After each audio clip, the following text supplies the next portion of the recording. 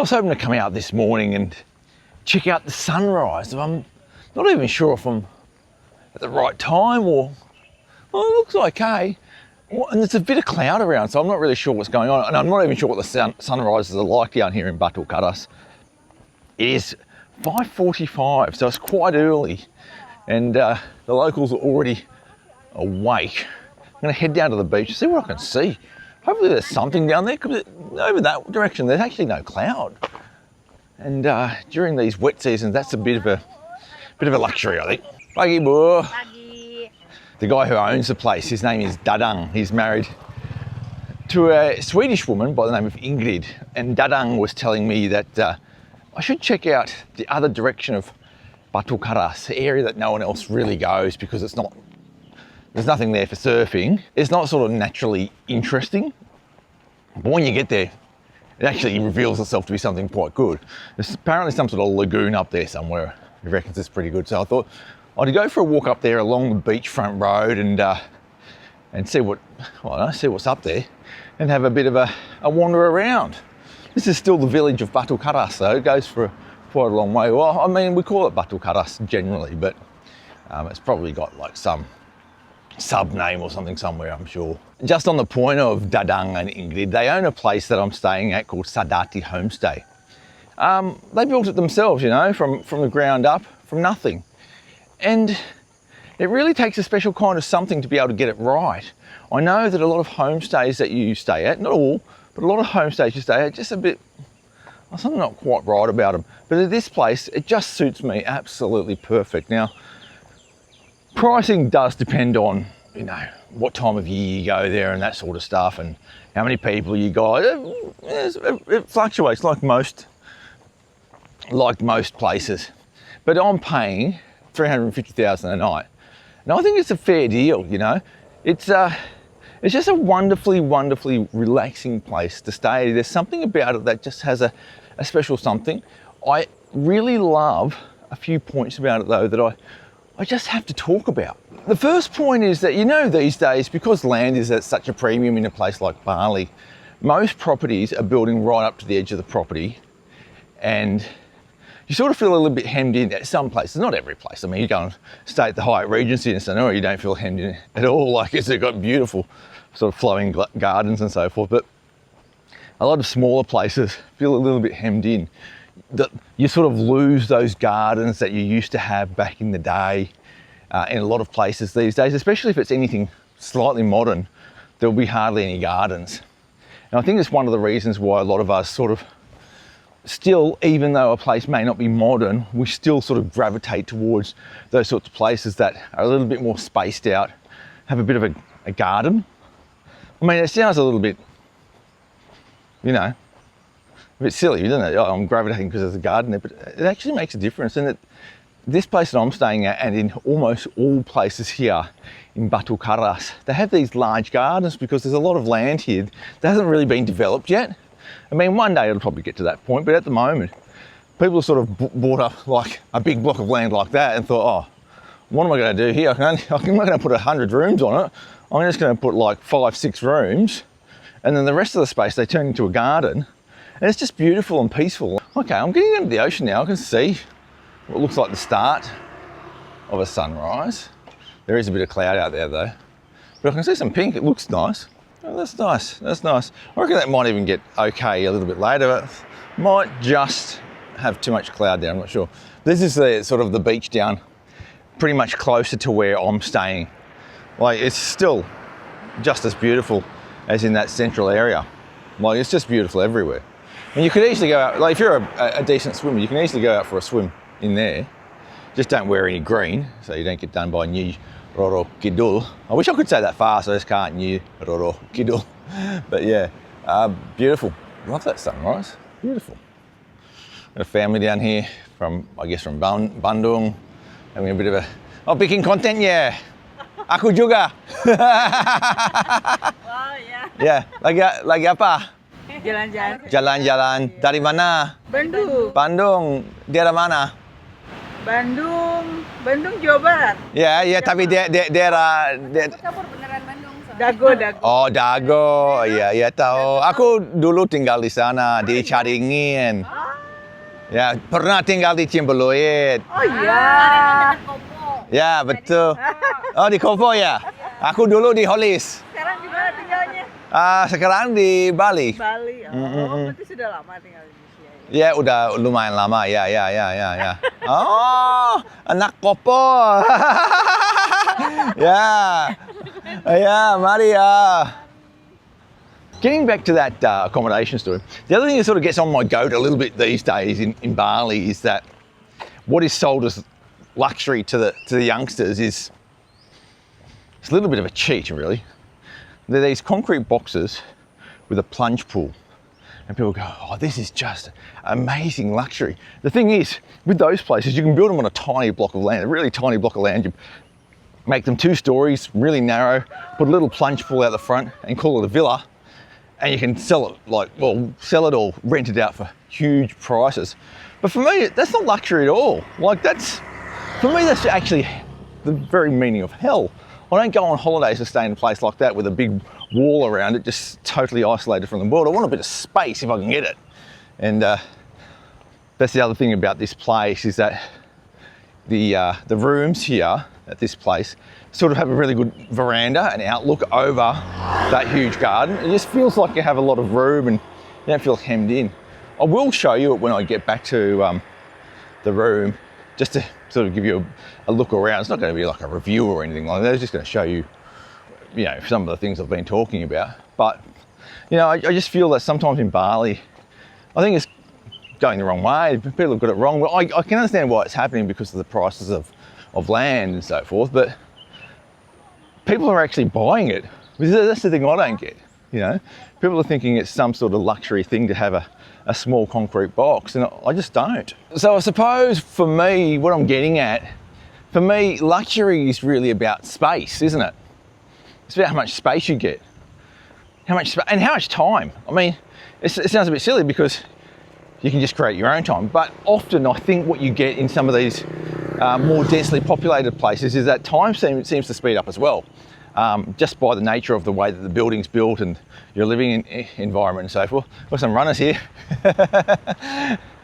And the thing is with some of these newer places in Bali is that you lose a bit of that. You lose your luxury of space and the luxury of time, which I think is absolutely critical on a holiday destination, but I think it's really something that we've always loved about Bali. So you look back in the old days of Bali and it's about the lost men, the penginapan, the small cheap homestays. Why were people going there? They weren't going there just because it was cheap. That was one of the reasons. They were going there because they were built in a certain style that was really, really pleasant. And we often think back on these places ourselves and think, why did I like that place? It was hopeless. There was no hot water. The breakfast was just a dodgy banana pancake. There was no milk in the coffee. And the bed was hard. It wasn't that comfortable. There was no air conditioning. That was a big one as well. But it was okay. And it always was okay because you had the space. It was a little bit airy. Even though you may not have had an air conditioner, they were built usually to give you a bit of air, so you had a fan circulating the air. The staff would provide you with a jug of water. You'd have that coffee on tap all day, and if you were lucky, you would have a little swimming pool. Maybe not. Back in the day, you didn't have swimming pools. You were sort of going down to the beach for your swim, and we loved it. Batu Karas is still like that. Batu Karas is very, very much still like that. There are still a lot of those places around. Now, the room I've got has got air conditioning, and I appreciate that as I get older. I don't have to have it. I had expected not to have air conditioning, but I got it. And I'm like, yeah, okay, I've whacked it on every now and then, and that's nice. But the room's very simple, very, very simple. But I haven't slept like that for ages. It's just so comfortable and so chilled. No noise, except for the odd motorbike speeding past. Oh, there you go, there's your sun coming up. But it's lost all its colour now. It's a bit yellowish.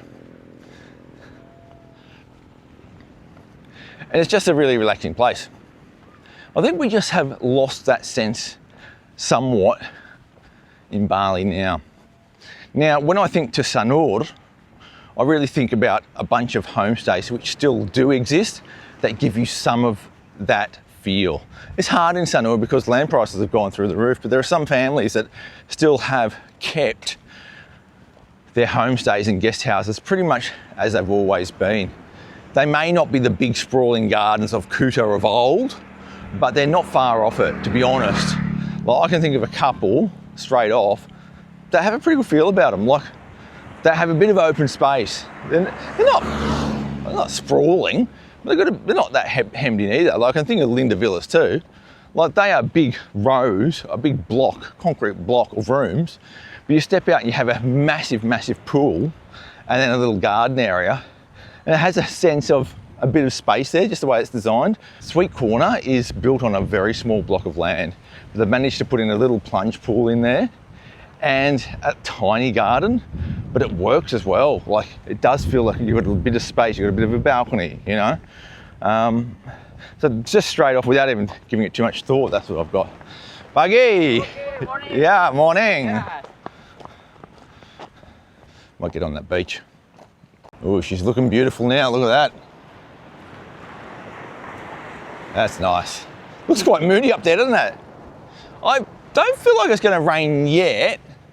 It might later today, but at the moment it's not. The Batu Karas Cove is just over there. I mean, if I had to walk from here to there, it'd be over a half an hour walk, that would be. But yeah, I'll go up this other end. So what happens at the end of this beach, apparently, is a thing called a Muara. And I'm not sure if the translation's right. I always in my mind think delta, but I think delta is a specific geographical or geological terminology that I might not quite have right. So Muara is like the opening of the river to the sea, basically. That's not really delta, is it? Not sure, but yeah, basically where the ocean meets the sea, something along those lines. That's what Muara is. And there is a Muara up here, and it's sort of, well, it's not just that the river goes into the ocean in that place. You can actually navigate from the ocean up the river and park your boat. Like, there's an inland harbour in there as well. So it is a Muara, but the specifics of what it means, I'm not 100% sure in English. Yeah. So this only goes for a certain amount of sort of kilometres up here, and then it stops. And then after that Muara, the beach starts up again and goes pretty much all the way down to Pangandaran, about 30 k's away. Like, that's beautiful, isn't it? Like, that beach, that's a better beach than the Kuta beach, isn't it? Especially now that Kuta's been washed away, much better. It's fairly wild down here. They don't employ cleaning staff down at the beach. You know, like in Bali, there's cleaners everywhere. Here, there's no cleaning staff, and the beach is like clean. I was about to say 100% clean because I thought, oh, as soon as I say 100%, I'm going to see a piece of rubbish. But I haven't seen a piece of rubbish yet. That's what I'm saying. Yeah, I'd say, yeah. Well, so far, as I've been talking, 100% clean. I'll come across rubbish somewhere. I will, because this is Indonesia. You'll get rubbish. Like up here, I can see a straw, and that straw has probably been thrown on the ground by that person with those footprints. That looks like it's been thrown after the tide's gone back out. So that's a new piece of rubbish. It hasn't sort of washed in from the ocean. And it's just so clean. You know, I can't imagine there being some sort of big rubbish patch out there that washes up every morning. Like, we're constantly getting down in Kuta and so forth, and some of those beaches down there. The rubbish is not bad. And the locals will throw rubbish on the ground here, just like they do anywhere. But there's just not that many of them around that it causes too many issues at the moment. So yeah, that rubbish thing, really, it's nice to see that this beach is so clean. Honestly, most beaches in Indonesia are pretty clean. Like, it's rare that you go to a beach and see it covered in filth. It's rare. It's really, like, the main, I mean, there are places, of course, but the main areas you see that in Indonesia are in Bali. Yeah. Which is just terrible. Like, that issue has not been resolved yet after all these years. It's terrible. One of the arguments is that the rubbish comes from Java.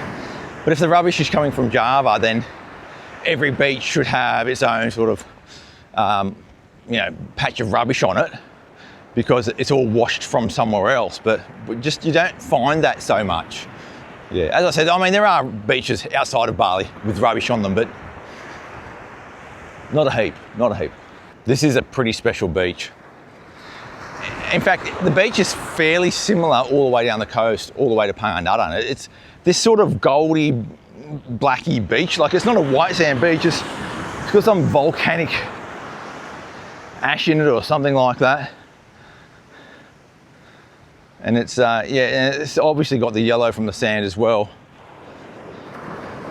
So it's not classically beautiful, but it is beautiful in its own way. Especially when you look back down there. Just, yeah, a really nice place to go for a walk. Not many dogs around here as well. Hardly any stray dogs. There are some, but very, very few, because this is an area which is predominantly Muslim, and people just don't keep dogs that often. They can, but they don't. I'll probably have someone in the comments telling me that it's somehow illegal to have dogs if you're a Muslim or something like that, like I had with the alcohol comment that I made in my video about a week ago. You're allowed to have a dog if you're a Muslim. That's it.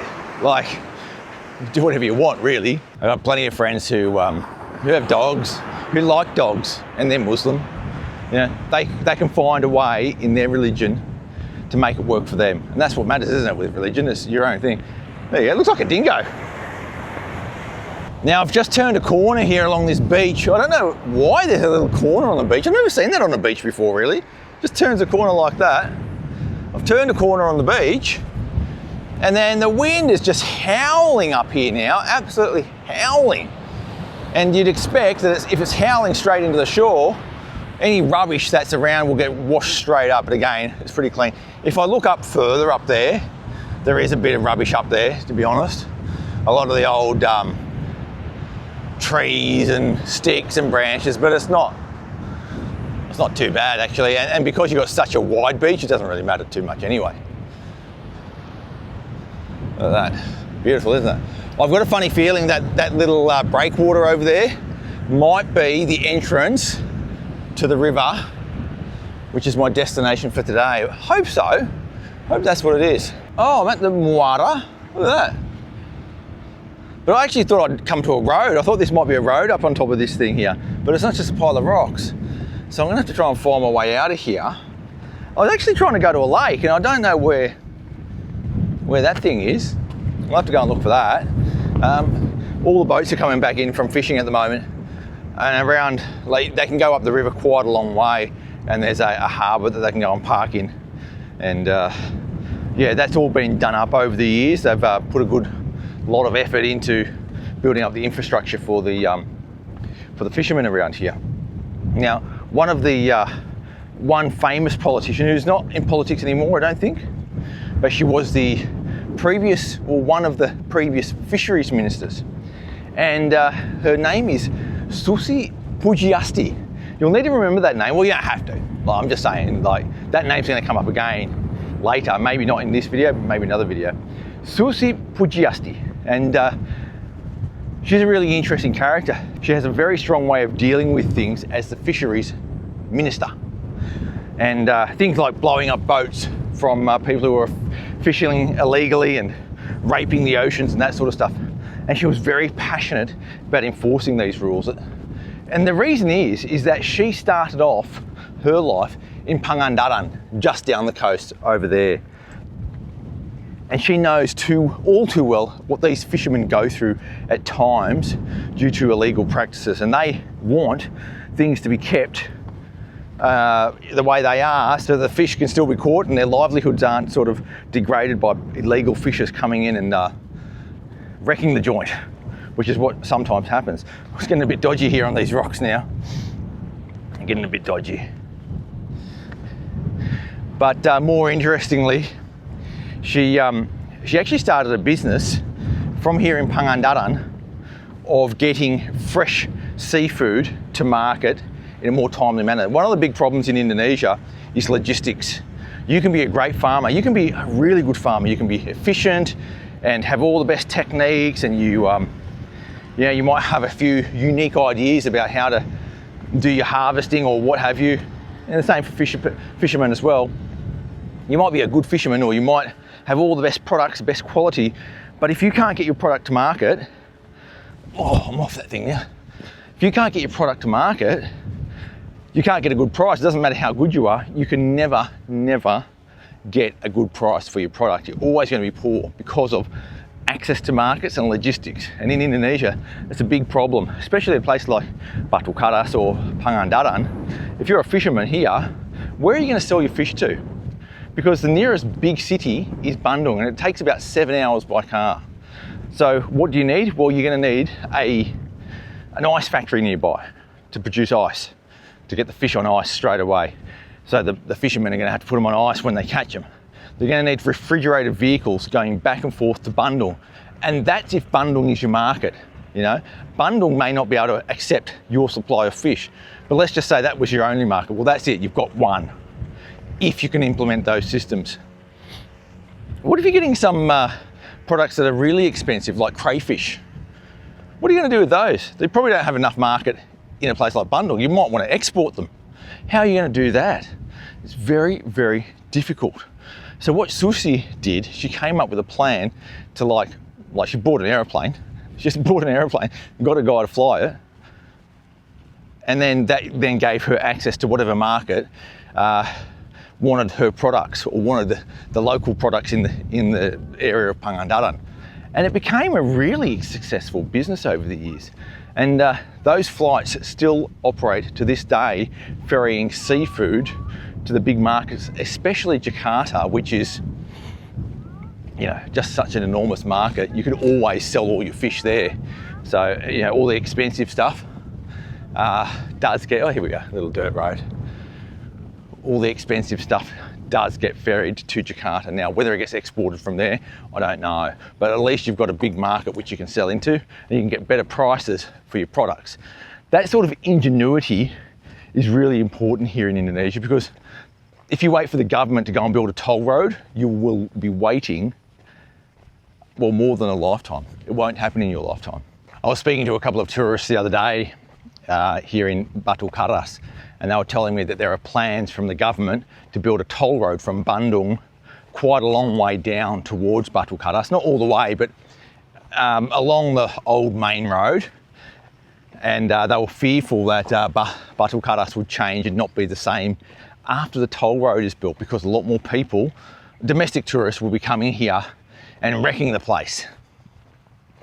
I'm not sure about that. I mean, a lot of people don't want this sort of progress for like selfish reasons often. But I mean, if there's going to be a toll road built, I think it's a really good idea for Indonesians generally, because that sort of logistics is what's really required to keep the country moving and keeping things efficient, really. A place like this, does it suffer? Probably, but there's always a new place, isn't there? You can always go and find a new place if this one is not really like what it was back in the day. And it's the same with Bali. If you don't really like Bali anymore, like, just go somewhere else. But if you still like Bali, but you don't like Kuta anymore, well, you move to Sanur, or you move up the coast to Candi Dasa, or you go to Lavina or Ahmed or something like that. I might just go over here, have a look through this bush here. Yeah, so you move on. Now, like, the world moves on. We're not always going to have the places that we love forever and a day. Oh yeah, this is some sort of, oh, it's like mangrove in there. Yeah, people parking their boats in here, sort of like semi-river, semi-lake type area. It's not very pretty. This beach faces south, more or less, with bays that face to the east as well. And so it faces the Indian Ocean. And so you basically get these swells coming in from the Indian Ocean, sort of unhindered, all along the southern coast of Java. It's one of the reasons that there is a lot of good surfing along there, and also one of the reasons that people do get swept out to sea with nasty currents and so forth. And this place is not really an anomaly. There are plenty of places that are good, like this. Oh, hello. Pagi. Ngapain? Sepedaan. This place is not really an anomaly as far as how good the beach is. Like, there are really good beaches with waves all the way along the southern coast of Java, and there are even lots of places that you can surf where there are no people. You know, they may not be as good as this, I don't know, but because I'm not a surfer, but there are definitely surf beaches all the way along the southern coast. And there are definitely places which you can surf, which almost no one goes to. People know about them. They've probably got places they prefer to go over that.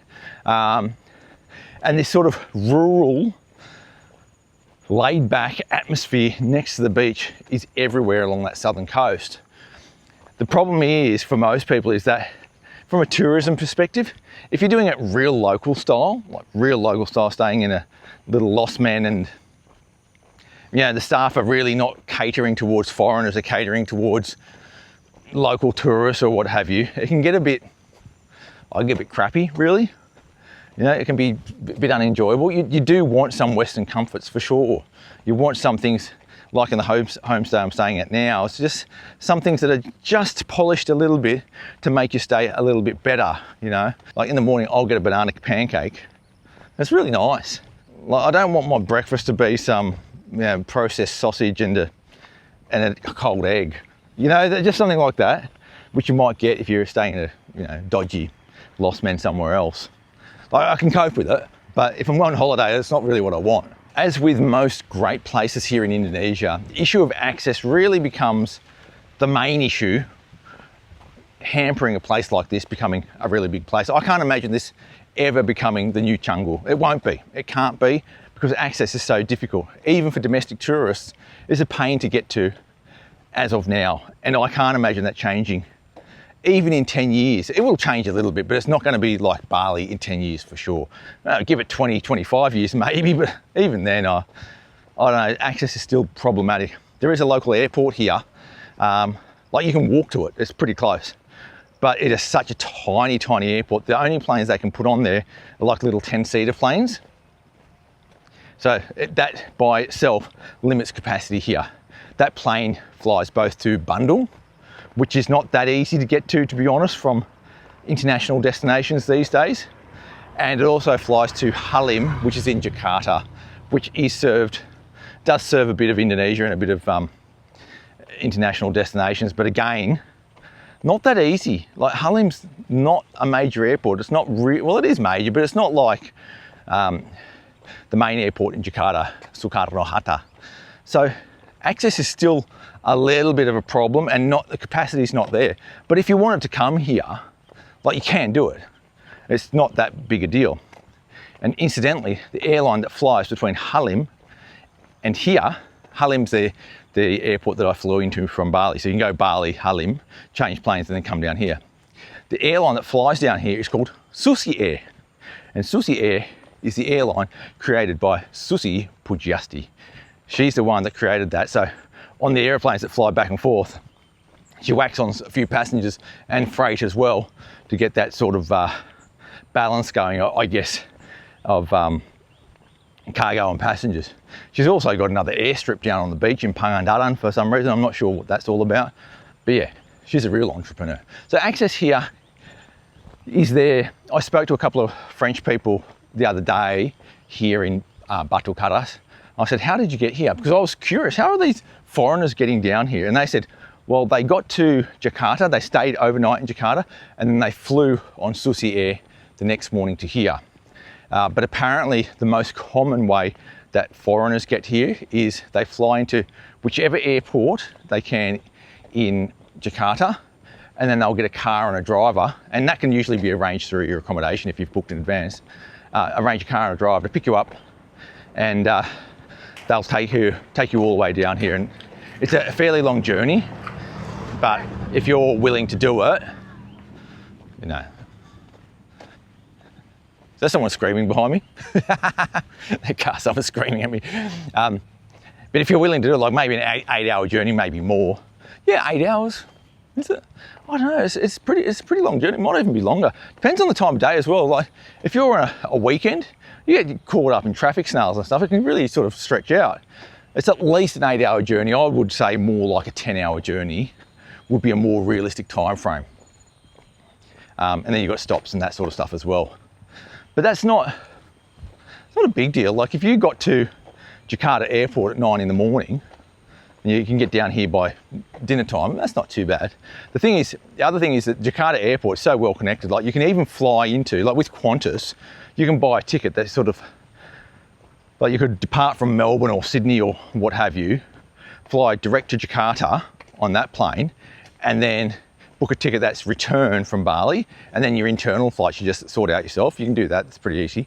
And obviously, if you're coming from Europe or the USA, all those big airlines like Qatar and so forth do fly to both Jakarta and Bali. And you can do the same thing. You fly into one destination and fly out the other one. And from my experience, you don't really pay much more.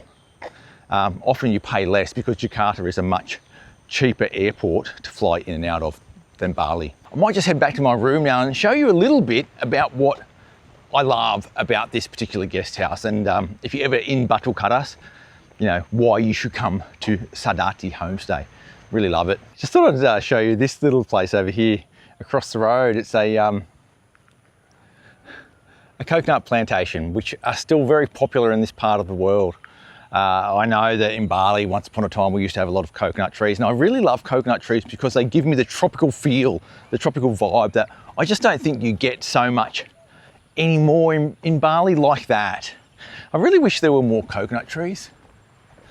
So beautiful. They're everywhere here, everywhere. They're not even like planted in a lot of places. They're just like, they look like they were going wild in some places. This is a plantation, of course, but in some areas, they're just like growing wild around the place. It just has a real nice tropical vibe to it. I'll show you this guest house now. I'll try and be quiet because there's people probably still asleep. I don't want to wake them up. You know, I'm a bit of an early bird at times.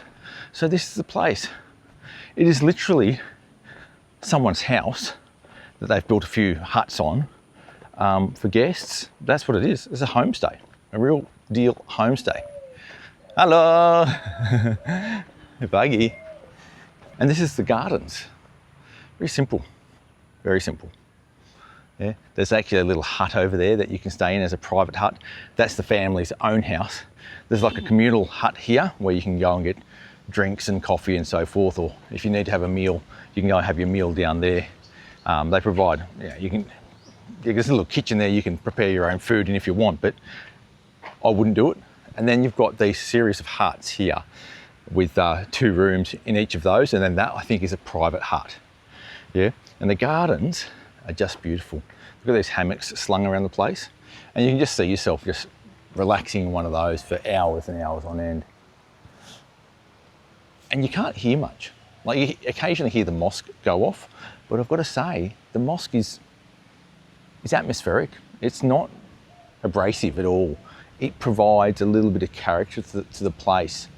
At the moment, there's a breeze wafting through the trees. And aside from my yabbering on, there's actually no other noises around. The odd motorbike passes past. Beautiful, isn't it? My room's up here. Yeah, and then obviously there's that big monstrous, I don't know if it's a family one or whatever it is, but that's a beautiful one, that one. Look at it. The other great thing about this is I like all the wood on the floor here and the wooden furniture, and then all this stuff. It just feels nice. This balcony is just a great place to sit out and just watch that garden. They give you a nice jug of water that you can always have a drink from. They've got this thermos as well with a, where you can have your coffee every morning, which is what I've been doing.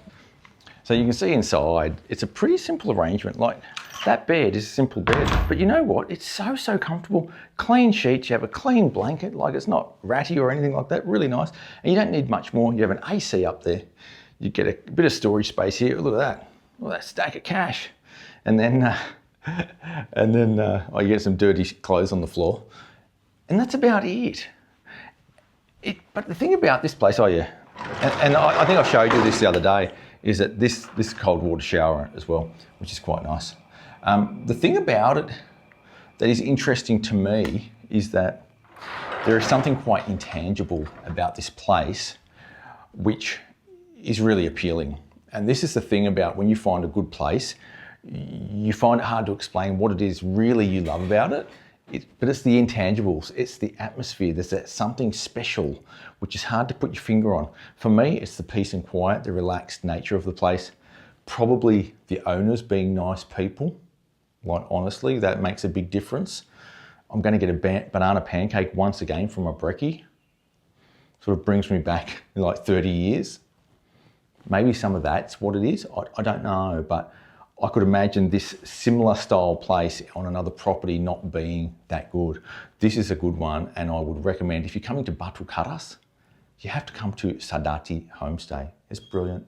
My time, sadly, here in Batu Karas is coming to a close, and I've just really enjoyed my time here at this particular homestay, Sadati. I've enjoyed the beach. I've enjoyed the vibe, the thing that reminds me of the Bali of old, and I think still exists in large parts of Indonesia. If only you can get here and find a way to figure out the access, you too could love a place like this. Look at it. Thanks for coming along for the ride today, and thanks to all the members who have signed up recently. I really appreciate your support. Make sure you hit that subscribe button to keep up to date with all things Sanur and the rest of Indonesia. I'll catch you next time, and sampai jumpa.